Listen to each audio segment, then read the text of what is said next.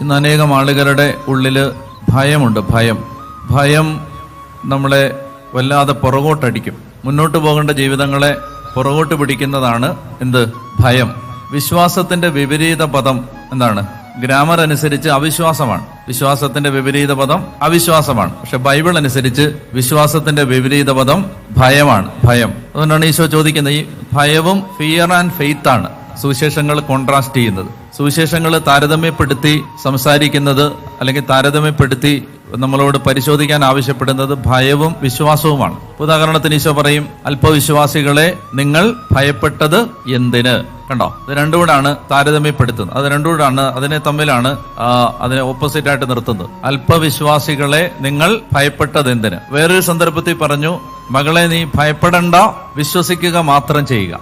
ഭയപ്പെടണ്ട, പിന്നെ എന്ത് ചെയ്താൽ മതി? ധൈര്യമായിട്ടിരിക്കാനല്ലേ പറയണ്ടേ? ശരിക്കും ഗ്രാമർ അനുസരിച്ച് പറയുകയാണെങ്കിൽ എങ്ങനെ പറയണ്ടേ? ഭയപ്പെടണ്ട, ധൈര്യമായിട്ടിരിക്കാനല്ലേ പറയണ്ടേ? പക്ഷെ അങ്ങനെയല്ല പറഞ്ഞേ. ഭയപ്പെടണ്ട, വിശ്വസിക്കുക മാത്രം ചെയ്യുക. അപ്പൊ ബൈബിളിന്റെ ഭാഷയിൽ ഭയത്തിന്റെ വിപരീത പദമാണ് വിശ്വാസം. വിശ്വാസത്തിന്റെ വിപരീത പദമാണ് ഭയം. അതുകൊണ്ട് എവിടെ ഭയമുണ്ടോ അവിടെ എന്തില്ല? വിശ്വാസം ഇല്ല. എവിടെ വിശ്വാസമുണ്ടോ അവിടെ എന്തില്ല? ഭയമില്ല.